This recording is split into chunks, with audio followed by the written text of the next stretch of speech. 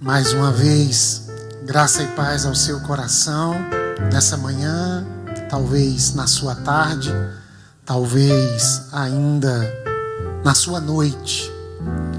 Que o Senhor segure na sua mão, que a primavera que se aproxima possa começar a colorir a sua vida, que você seja inundado de esperança, que nessa manhã você se some a esse time, irmãos e irmãs tão amados, que estão hoje, depois de 6 meses praticamente, se reunindo como comunidade aqui no nosso espaço, representando você, representando sua casa, trabalhando para que a gente construa o melhor caminho para essa retomada. É interessante lembrar que no mês de agosto completamos 7 anos como igreja. E muitas pessoas, ao verem as fotos das primeiras celebrações, tanto na garagem quanto na madeireira, algumas pessoas disseram: eu queria tanto fazer parte dessa história. Você faz parte. A história tem passado, a história tem presente, a história também tem futuro.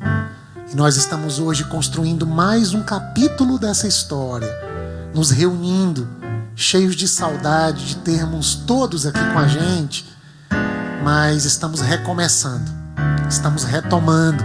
E se Deus permitir, no mês de outubro, participaremos da mesa do Senhor no primeiro domingo, com todos aqueles que puderem estar presentes, que estiverem atentos ao protocolo. Nós estaremos com você. Que Deus te abençoe.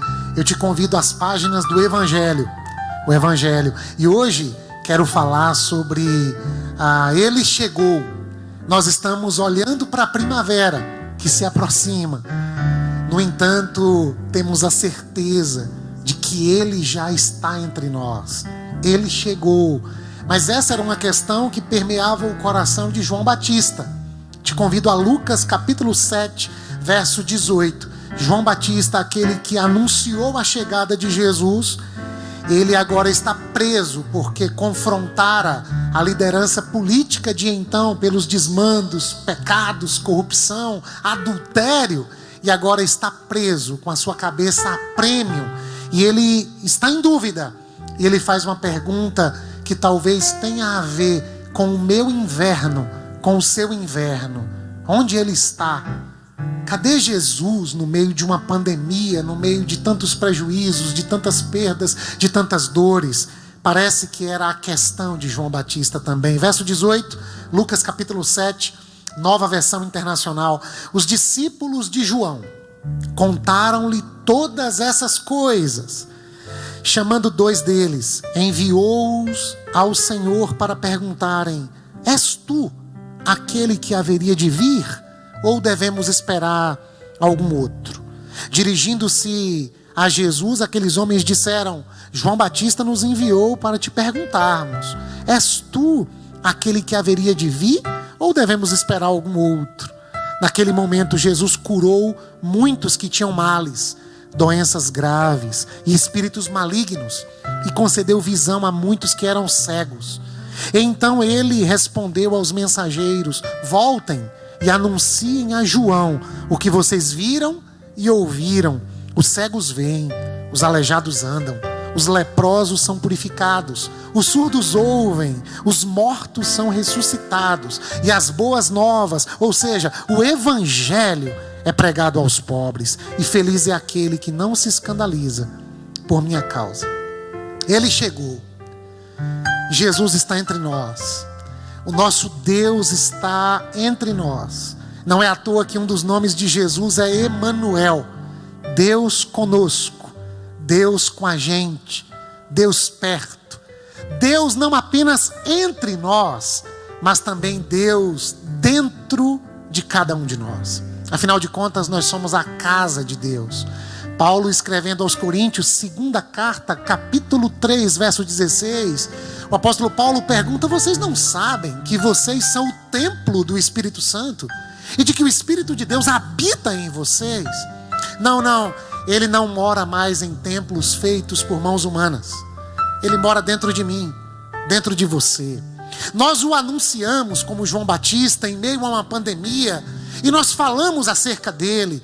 Nós anunciamos as boas notícias do Evangelho, mas de vez em quando nós nos pegamos tomados pelo medo, pela dúvida, pelo pânico. O inverno se fez tão volumoso que a gente pensa estar vivendo na era do gelo. E a gente diz: onde está Jesus? Onde está Jesus? Eu estou com vocês. Eu estarei com vocês até a consumação dos séculos. Eu não sou homem para mentir, nem filho do homem para me arrepender. Eu estou perto. E eu continuo agindo em meio a todas as coisas para o bem daqueles que amam o meu Pai. Eu continuo atuando, abençoando e agindo, especialmente na vida daqueles mais vulneráveis, mais fragilizados. Eu sou o Deus de todos, porque eu não faço acepção de pessoas, diz o Senhor. Mas há pessoas que precisam de Deus, parece que mais do que outras. Essa é a ideia que o texto bíblico vai dando, porque algumas pessoas que se apaixonaram pelas riquezas, elas só procuram Jesus para falar das coisas do porvir. O jovem rico procura Jesus e quer saber como ele faz para ter a vida eterna. Mas aqueles que são desvalidos, fragilizados, que compõem as minorias da vida, e minoria não tem a ver com quantidade, minoria tem a ver com representatividade. Cegos, coxos, leprosos, pobres, não tinham vez nessa sociedade. Mas agora Jesus chegou, e essas pessoas que eram invisibilizadas, elas agora têm vez, elas agora têm voz, elas chamam a atenção de Deus. E elas buscam Deus não apenas perguntando sobre o porvir, elas buscam a Deus porque o agora é muito doloroso. Pessoas que têm um agora doloroso precisam ouvir a mensagem da primavera, a mensagem do porvir, a mensagem de que Ele vem. Mas pessoas que agora estão sofrendo precisam de uma ação de Deus agora também. Quem está num leito de hospital, precisando de sangue O negativo, deve ouvir sobre a volta de Jesus. Só que mais do que ouvir sobre a volta de Jesus, é preciso que eles escutem: Jesus chegou, Ele já está entre nós. E porque Ele está entre nós, mesmo a primavera ainda não dando seus sinais, o seu inverno pode ser atenuado. Os cegos podem ver, os paralíticos podem se levantar, os esquecidos podem ser acolhidos, o órfão pode ter uma família da fé, a viúva pode ter alento e cuidado. O que é interessante é que toda vez que a gente pensa nas minorias, nos vulneráveis, nos fragilizados, tentam confundir esse discurso com ideologias, direita, esquerda. Falou em justiça social, as pessoas começam a confundir aquilo que é primazia no Evangelho com pressupostos de ideologias político-partidárias. Como nós estamos distantes do Evangelho.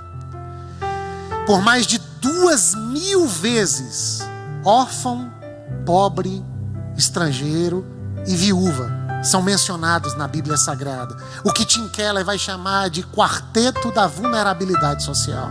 Se a gente olhasse para o mundo de hoje, quais seriam as pessoas que compõem esse quarteto da vulnerabilidade? Quais são as pessoas que mais sofrem no mundo em pandemia? Sofrem tanto ao ponto de ficarmos em dúvida: cadê Jesus? Onde Ele está? Como é que Jesus, estando no mundo, uma menina de 10 anos pode ser violentada sexualmente por familiares?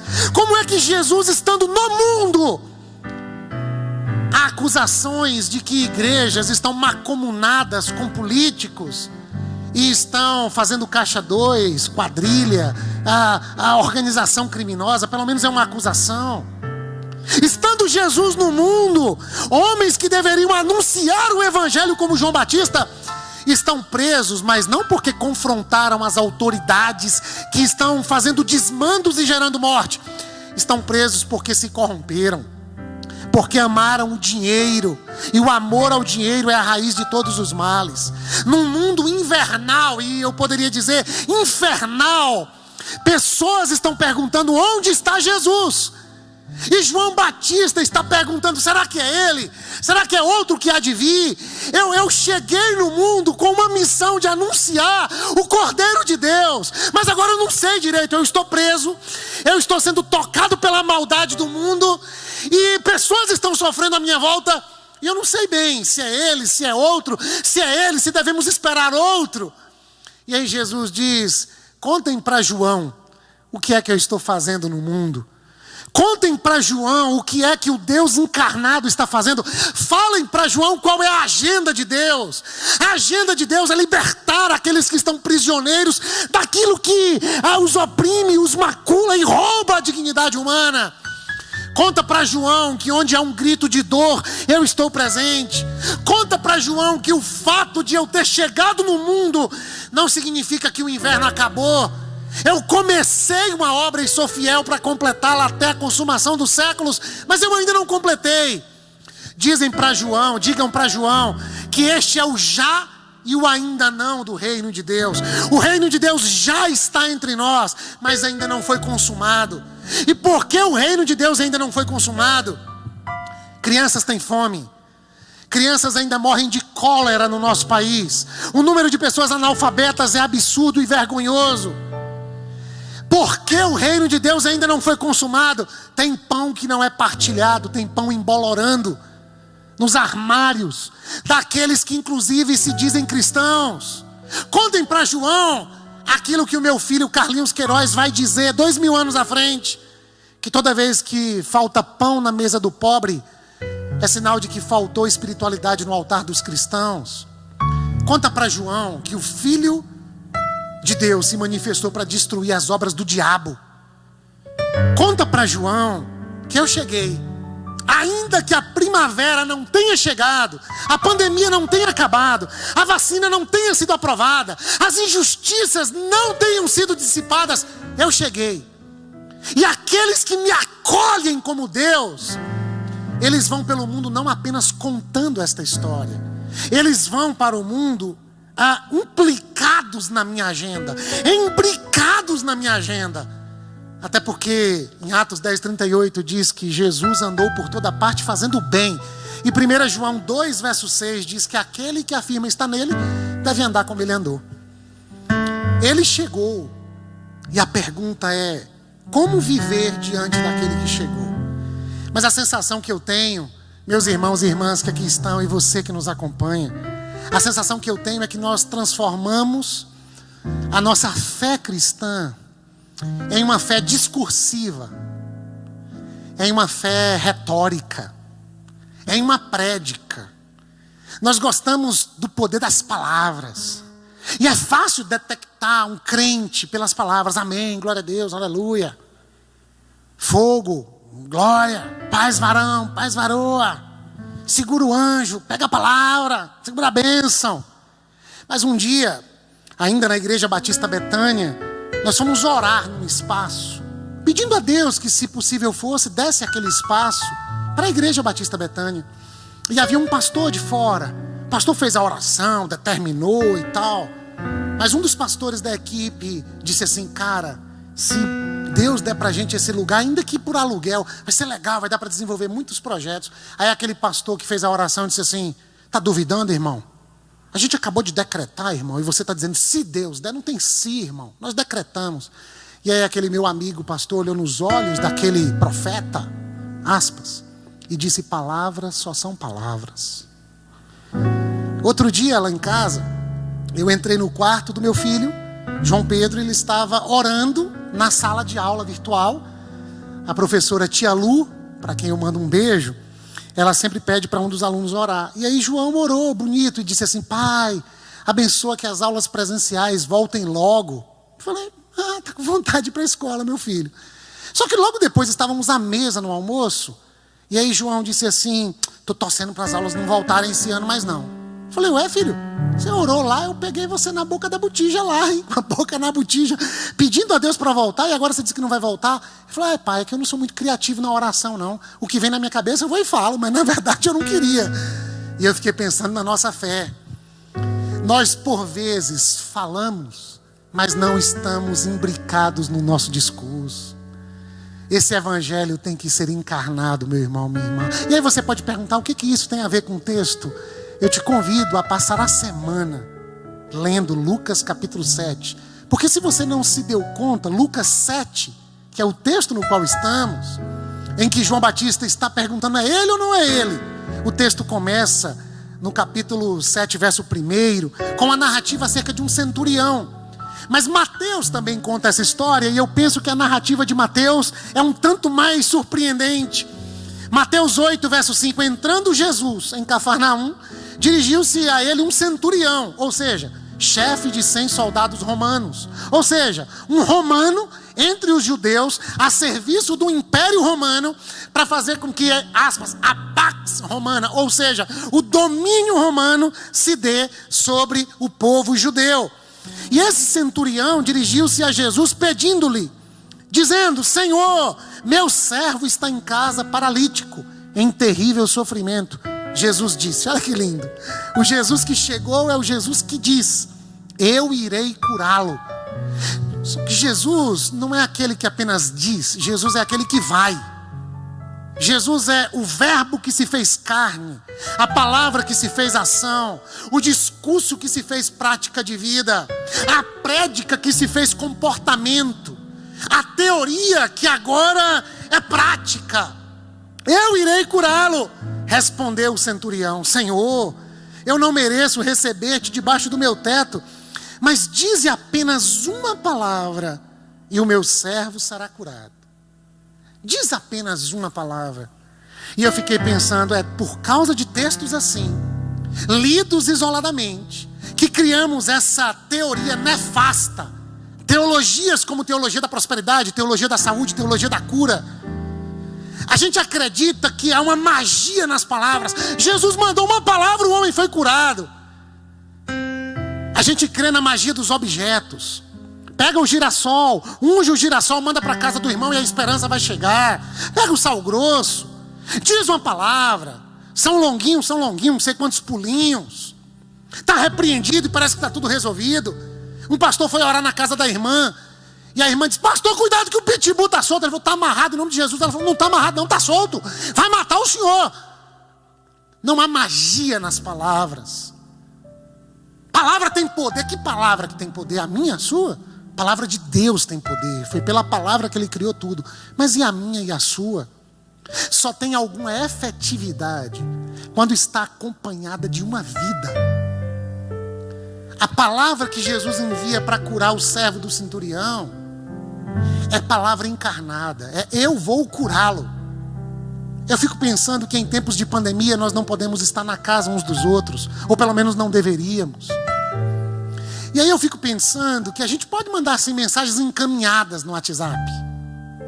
Encaminha. Fake news, encaminha um monte de coisa.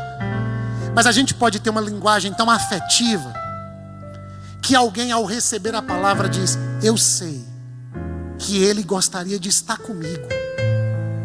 Eu sei que ele queria sentar à mesa comigo. E quando envia essa palavra, esse áudio, esse vídeo, isso não é uma reprodução em massa. Isso é afeto pessoalizado. A primavera vai chegar. O inverno persiste. Ele chegou. E porque ele chegou, eu posso ir com você. Eu posso estar com você. E ainda que não presencialmente, é possível dizer uma palavra. É possível mover-me em pequenos gestos. E você ser curado, você ser curada. Porque todas as vezes que 2 ou 3 se reúnem em nome de Jesus, Ele está presente. E Ele está nesse nosso encontro aqui. Ele está nesse encontro aqui. E quantas coisas podem acontecer Jesus estando entre nós, sobre nós. E mais do que isso, através de nós. Mas eu não sei se você percebeu que Esse centurião é um pagão, não é um judeu, não é um evangélico, não é um católico. Ele é romano. Ele não tem conhecimento nenhum dessa tradição de Israel. Mas o texto diz em Lucas 7 que ele ouviu falar de Jesus. E eu fiquei pensando assim, em tempos de inverno, onde estão aqueles e aquelas que não cessam de anunciar Jesus de maneira engajada e encarnada, de modo que os centuriões do tempo, de modo que as autoridades de então, os chefes de 100 soldados, vereadores, prefeitos, governadores, presidente, líderes de associações, líder comunitário, pastor de igreja, gente que lidera a gente, ouvindo sobre Jesus, mas não apenas ouvindo, testemunhando que Ele está presente na vida de quem fala dele, ao ponto dessas pessoas falarem: Jesus chegou. E eu assisti o testemunho de Walter Casagrande Júnior no YouTube, numa igreja pentecostal, fogo puro, Baby do Brasil sentado atrás, e Casagrande falando que ele tinha relações com o diabo, mas um dia ele via coisas terríveis em casa. Está no YouTube, vídeo curtinho. Mas ele disse que naquele dia, que ele estava oprimido e achou que aquele dia seria o último da vida, ele invocou Jesus de Nazaré. E ele disse que o mal foi se afastando. E ele diz: eu ainda não sou de igreja, eu ainda não tenho assim fidelidade a uma comunidade de fé, mas eu agora estou do lado de Jesus. Alguém um dia, de modo encarnado, falou de Jesus para o centurião. Agora esse centurião, que embora não sendo um religioso, é amoroso. O texto diz que o centurião ama seu empregado, ama seu servo, um servo a quem ele muito estima. E eu fiz um exame na minha cabeça. Quantas vezes no ministério pastoral alguém me interpelou pedindo para que eu cuidasse do seu empregado? Me lembrei de algumas, pouquíssimas vezes. Onde estão aqueles que vivem no mundo de inverno, mas que vão ao encontro de Jesus, pedir para Jesus não abençoar o meu negócio, e nada mal com isso, mas eles priorizam pessoas. Pessoas precisam de pessoas, e pessoas valem mais do que coisas. O ditado chinês diz que nós deveríamos usar as coisas e amar as pessoas, mas com o tempo nós passamos a usar as pessoas e amar as coisas. Parece que o pagão está pregando para nós e dizendo: lá em casa não tem religião, não tem sacramentos, lá em casa não tem essas articulações, palavra poderosa, magia dos objetos, lá em casa não tem essas rezas. Lá em casa tem afeto. Eu amo meu empregado. E eu fiquei pensando se os nossos políticos amassem de fato as pessoas. Eu fiquei pensando se os nossos homens mais ricos do país amassem as pessoas. Eles nem precisavam ser crentes, não. O mundo já seria melhor se eles dissessem: eu vou buscar a Deus aqui agora para cuidar do meu servo doente, que eu já não dou conta de cuidar, porque eu não tenho recurso para cuidar. A gente já fez de tudo e não deu jeito.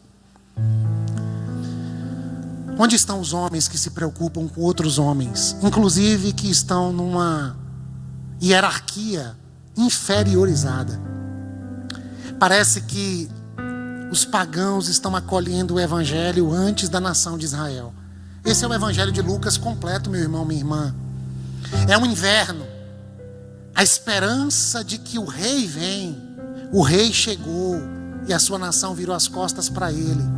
Estavam tão ansiosos pela primavera que o sol da justiça chegou e continuaram vivendo na escuridão. E aí você diz assim: Simvaldo, você está fazendo poesia? Não, eu estou lendo o texto bíblico.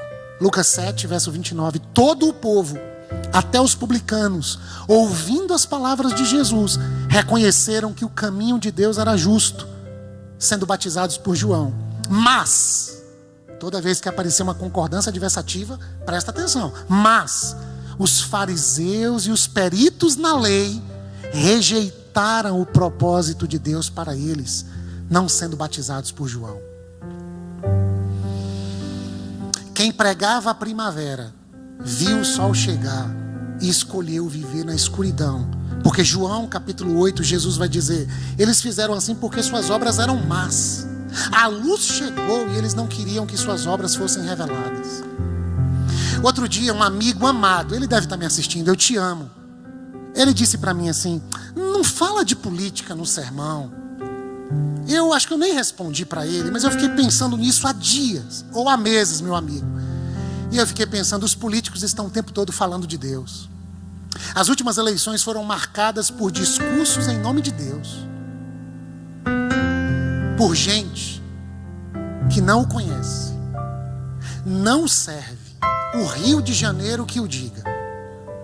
O estado mais sofrido por corrupção nos últimos anos. Dos seus últimos governadores, 3 ou 4 foram presos.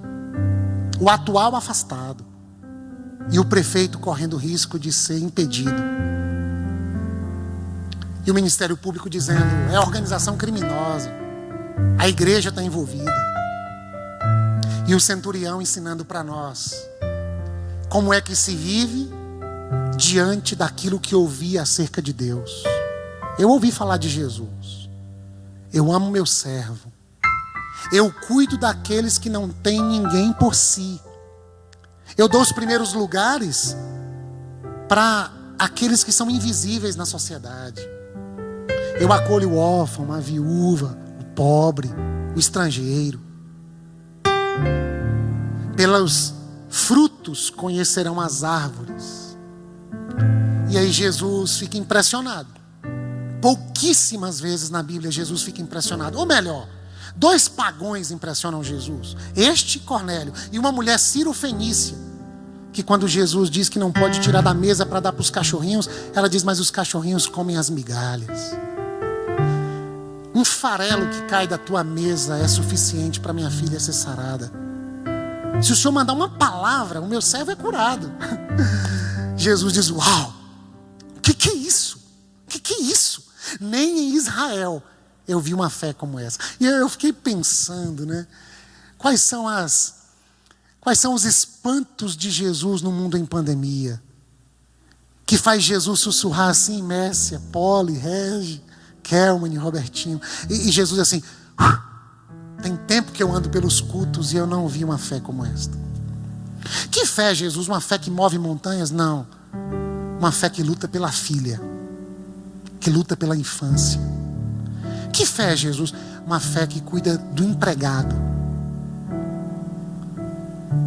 Uma fé que prioriza o mais frágil. Uma fé que imita a agenda de Jesus. E uma fé sem obras é morta. O senhor está falando de uma fé assistencialista? Não. Eu estou falando de uma fé que faz marido amar a igreja, amar a esposa como Cristo amou a igreja. E essa mulher amada desse jeito acorda de manhã dizendo: a igreja é muito feliz. Porque se a igreja é amada como meu marido me ama, uau! Uma fé que faz com que patrões não oprimam seus empregados. Uma fé que faz com que pais não provoquem a ira dos seus filhos e faz com que os filhos obedeçam seus pais. Isso é ser cheio do Espírito Santo, conforme Efésios 5,18. Porque a continuidade do não se embriaguem com vinho, mas deixem-se encher pelo Espírito Santo é: maridos, amem as esposas. Aí você diz: mulher tem que ser submissa ao homem. Isso sempre foi na tradição de Israel. Mas a submissão que o apóstolo Paulo está fazendo uso é estar ao lado. É estar juntos numa missão. Somos uma só carne. Eu sou você, você sou eu.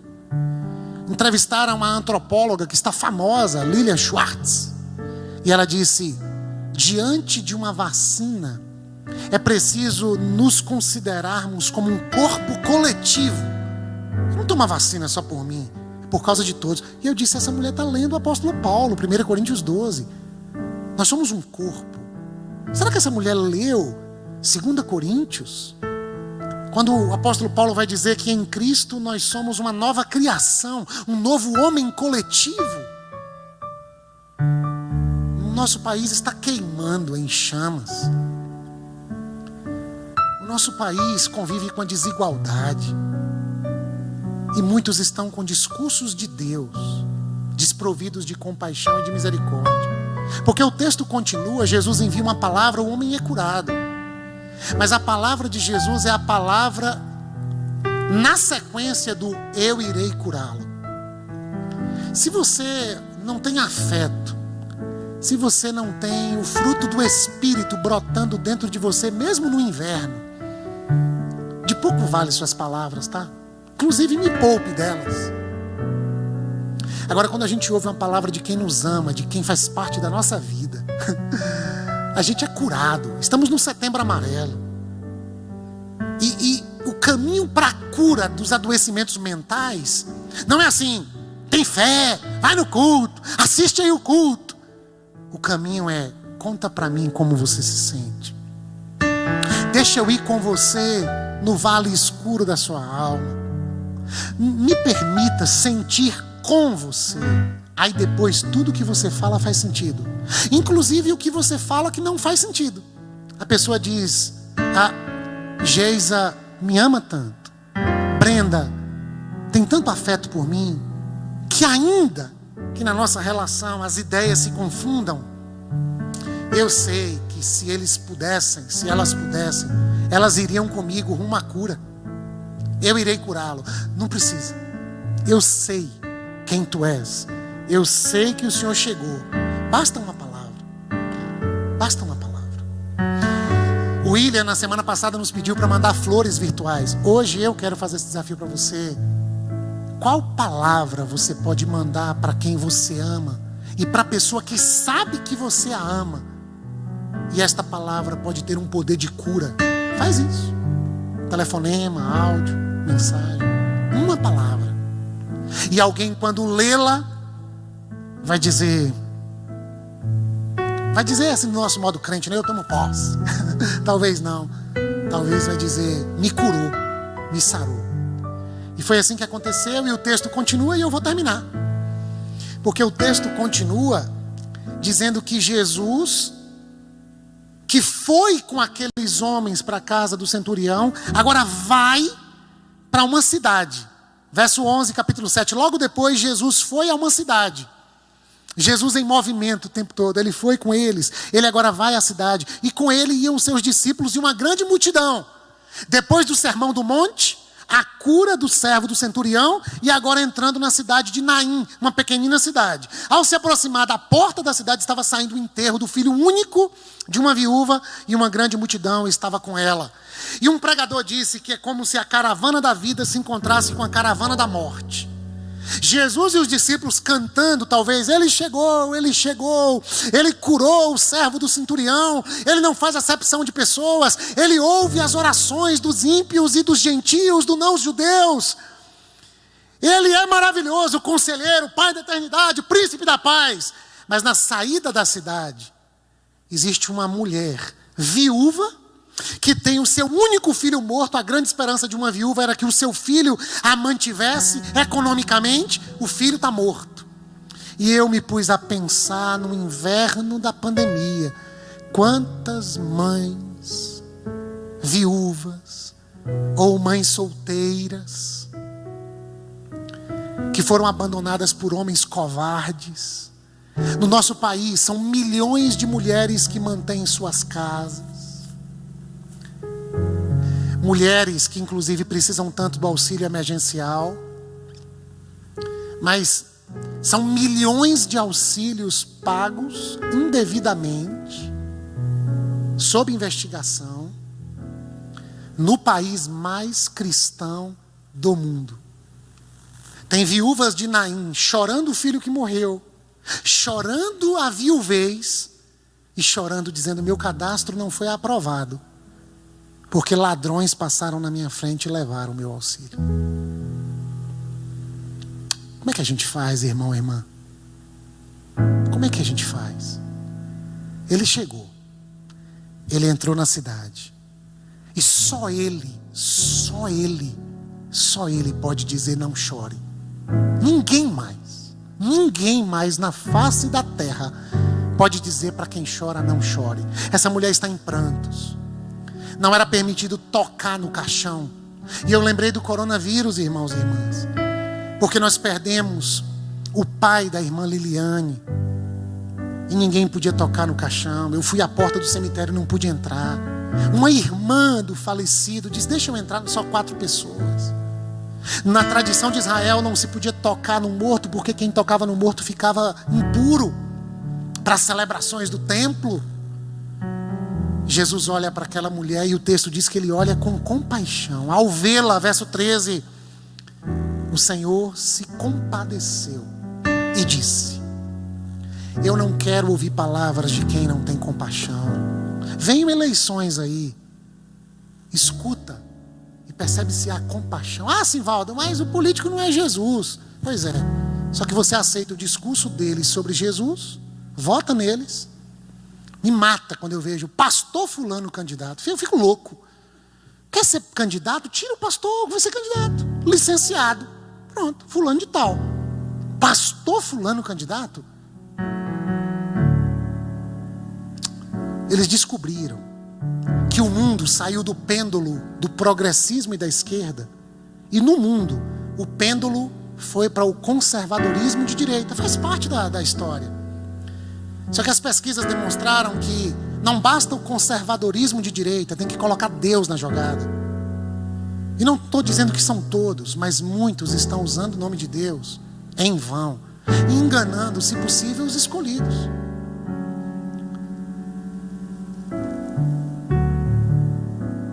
E a viúva chora. A viúva não pode ter velório do filho, tem um vírus. Alguns dizem: não aguento usar máscara, me sufoca. E uma viúva com um filho morto. Compaixão. Inverno é tempo de compaixão. Por quê? Porque ele chegou. E ele é batizado de compaixão. Ele vê o sofrimento, meu irmão, minha irmã. Ele diz: não chore. E aí ele toca no morto. Ele toca no infectado pelo coronavírus. Quando a gente não pode tocar, tem uma família da igreja que está toda infectada. E eu tenho trocado mensagens. Manda um beijo para você, minha amada. Queria te tocar, queria botar a mão na sua cabeça. Mas eu quero crer que toda vez que a gente troca mensagens é com compaixão, é com afeto. E essas palavras já não são só palavras. É o abraço de Jesus que se compadece, que diz não chore, que chora por nós, que intercede por nós com gemidos inexprimíveis e que dirige palavras de vida para mim e para você. Jesus ressuscita um menino, as multidões ficam maravilhadas. Ele entrega um menino para sua mãe. E no Evangelho, quando a gente toca em algo dito pela religião impuro, a gente não fica impuro. O que era impuro é que fica puro. Essa é a lógica do Evangelho. É o Jesus que come e bebe com publicanos e pecadores, e ele não se torna devasso como publicanos e pecadores de então. São os publicanos e pecadores que acolhem o Evangelho. Mas o texto continua falando de João Batista, que está preso, cabeça a prêmio, porque confrontou as autoridades do seu tempo. E aí eu convido meu irmão, minha irmã, oremos pelas autoridades. Juntei a minha família no dia 7 de setembro e juntos oramos pelas autoridades. É papel cristão. Mas é papel cristão também ação de profetismo e de dizer: ei, Herodes, você está se relacionando com a mulher do seu irmão, rapaz. Ei, está usando o nome de Deus e corrompendo. Ei, cadê a vida de vocês? Cadê a compaixão pelos 130 mil mortos? Cadê a postura de alguém que está lutando pela vida nos âmbitos municipais, estaduais e federais? Ei! João Batista, que João vai dizer que não fez um milagre. Nós queremos uma igreja milagrosa. Cadê as igrejas que fazem milagre à torta direita, marcam hora para milagres? Por que não curaram 130 mil mortos?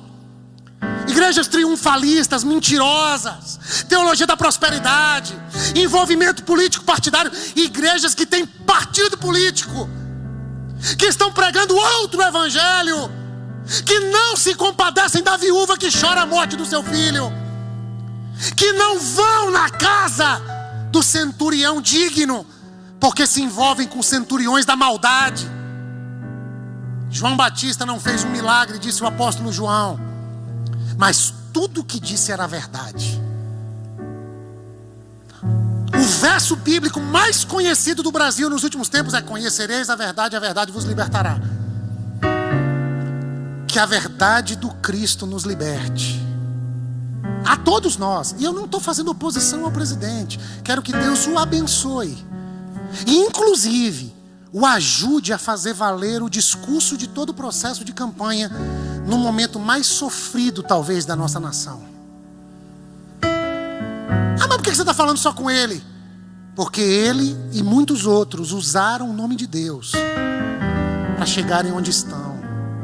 Agora é preciso fazer valer. E ao pessoal do outro lado, se arrependam dos pecados cometidos, do dinheiro desviado, da matança que houve no nosso país, por causa da indignidade de homens e mulheres que chegaram ao poder e sugaram a nossa nação. E aos que postulam um lugar, ouçam João Batista e tomem cuidado para vocês não cortarem a cabeça de quem diz a verdade e terem nas suas cabeças brasas de fogo que roubem o sono de vocês. Aí Jesus perguntou: a quem a gente vai comparar essa geração? Nós tocamos flauta e vocês não dançam. Vocês são como crianças brincando na praça. Nós cantamos um lamento e vocês não choram. Parece que foi para hoje. A gente não consegue mais se alegrar com quem se alegra e chorar com quem chora. Primavera vai chegar. O inverno aqui está. Ele chegou. E os João Batistas, os Joões Batistas estão pelo mundo anunciando a verdade do Evangelho. Até que ela chegue a viúva que chora a perda do filho. Até que ela chegue na casa do centurião que sofre o seu servo doente. E aí eu termino de verdade. Porque o capítulo termina com um fariseu que convida Jesus para jantar com ele. E o texto diz assim: Eide, Jesus foi à casa dele. Eu fui grifando na Bíblia. Jesus vai com os servos do centurião. Jesus vai à cidade da dor. Jesus vai à casa do religioso. Eu e você temos uma chance de nos assentarmos à mesa com Jesus. Eu e você somos da religião, não tem jeito. A gente fala do Evangelho, critica a religião. Eu e você somos da religião, somos cristãos, protestantes, de tradição batista, parte dos que nos assistem. Jesus está em casa, não no templo, não na denominação, não na sigla político-partidária. Jesus está em casa. E a pergunta é: como eu e você iremos recebê-lo, meu irmão, minha irmã? Ele entra na casa do fariseu, e o fariseu religioso, membro de um partido político e religioso, acreditavam na ressurreição, eram totalmente ascéticos, eram totalmente cuidadosos e zelosos, inclusive com a higiene pessoal. Mas não deram a honra que só a Jesus é devida. Jesus não recebe beijo. Tradição daquele tempo não era por causa de coronavírus, por causa da dureza do coração humano. Convidam Jesus para fazer lobby. Convidam para Jesus para dizer assim: eu jantei com ele, o mestre aí, pregador, jantei com ele, eu sou da turma dele. Mas não dão a ele a honra que lhe é devida. Não o beijam, não lavam os seus pés, não enxugam seus pés e não ungem a cabeça dele com óleo. Lucas 7, lê em casa. Somente Lucas conta essa história, porque Lucas é o único escritor de toda a Bíblia que não era judeu. Lucas é o escritor pagão, é o escritor grego, é o escritor gentil, e ele sabe o que é ter a graça de Deus sobre si, sem nenhuma influência nacional, sem nenhum etnocentrismo. E aí entra a prostituta da cidade. O texto começa com um pagão tendo uma fé que encanta. Continua com uma mãe que chora a perda do seu filho, com um homem que em nome da verdade perde a própria cabeça, e termina com uma prostituta dizendo para nós como é que Jesus deve ser recebido na nossa casa. Ela pega um vaso de perfume caríssimo, talvez fruto da sua prostituição. Jesus aceita o presente quebrado, inclusive de quem está com a vida moral totalmente destruída. O evangelho não é uma bula moral. Tem gente cumprindo uma bula moral e não dando a ele a glória que lhe é devida. Tem gente com uma vida moral desgraçada. Ele chegou para essas pessoas. E essas pessoas têm acesso a ele. E elas quebram não apenas o vaso, mas se quebram a si mesmas. E cantam: renova-me, Senhor. Renova-me, Senhor. Ela beija os pés, o lava com as suas lágrimas, enxuga com seus cabelos, que era a honra da mulher daquele tempo. E ela perfuma os pés de Jesus, de modo que a casa é tomada por uma fragrância. Aí o moralista diz: se ele fosse um profeta, ele saberia que essa mulher é uma devassa. E aí Jesus diz: Simão, Simão, eu conheço seus pensamentos, Simão. Eu entrei na sua casa, você não me deu honra nenhuma. Mas esta mulher, desde o momento que ela entrou aqui, ela não cessa de beijar os meus pés, de lavá-los com as suas lágrimas, enxugá-los com os seus cabelos e perfumá-los com o seu perfume.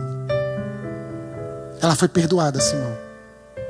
A quem muito é perdoado, muito se ama, Simão. Você acha que foi pouco perdoado por causa da sua agenda moral? Ela não. Onde abundou o pecado, superabundou a graça de Deus. Eu quero orar por você, tentando imaginar. Ele chegou. Onde ele chegou hoje de manhã? Na casa de alguém que ora por alguém doente. Ele chegou na casa de uma mãe que chora a perda do filho. Ele chegou em alguém que está sendo injustiçado por ter sido tão somente uma voz da verdade. Ou ele chegou na casa dos religiosos, que transformaram o hábito em irreverência e que há tempos não se derretem, se derramam, se quebram como vasos nas mãos do oleiro. Há tempos não beijam, abraçam, entregam o melhor. E o melhor é tudo que temos e tudo que somos. Que bom que o Senhor não desiste. Envia uma palavra hoje pela manhã, ou em qualquer momento que esse vídeo vai ser acessado, Senhor.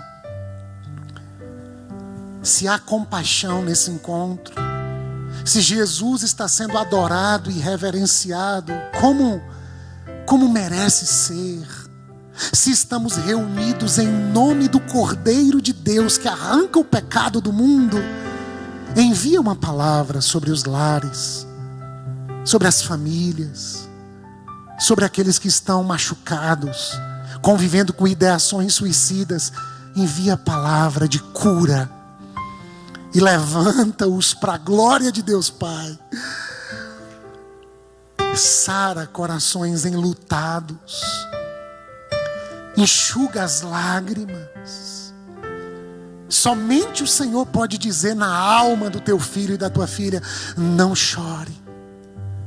O teu filho, a tua filha, ele vai ressuscitar. A primavera vai chegar, o sol vai brilhar, a morte vai morrer. E do mesmo modo que eu ressuscitei aquele menino, eu hei de ressuscitar aqueles que partiram em Cristo. Nós não somos como aqueles que não têm esperança. Consola, Senhor. Abraça aqueles que, como João Batista, estão aprisionados, machucados, feridos, violentados, perseguidos. Manda notícias para eles de que o Senhor chegou e de que o Evangelho está sendo anunciado, para que o senso de missão daqueles que, como João Batista, sofrem, possa gerar esperança, mesmo aprisionados pelas circunstâncias da vida. O Senhor chegou e nós não queremos fazer coro com Simão, o fariseu. Recebe o nosso beijo, recebe o nosso coração contrito e quebrantado. Perdoa os nossos muitos pecados, ainda no inverno. Sara-nos, limpa-nos, purifica-nos e recebe a nossa canção, recebe o nosso louvor, recebe a nossa adoração, recebe tudo que somos e temos como um sacrifício vivo, santo e agradável ao Senhor. E que isso dê novo sentido para a nossa vida, de modo que ouçamos o Senhor nessa manhã dizendo: vai em paz, vai em paz, eu não te condeno. Maior é aquele que está em você do que aquele que está no mundo. Nenhuma condenação há para aqueles que estão em Cristo Jesus. Vai em paz, minha filha, e vai agora perfumar o mundo, vai agora perfumar sua casa. Eu moro dentro de você. Vai agora levar dignidade, beleza.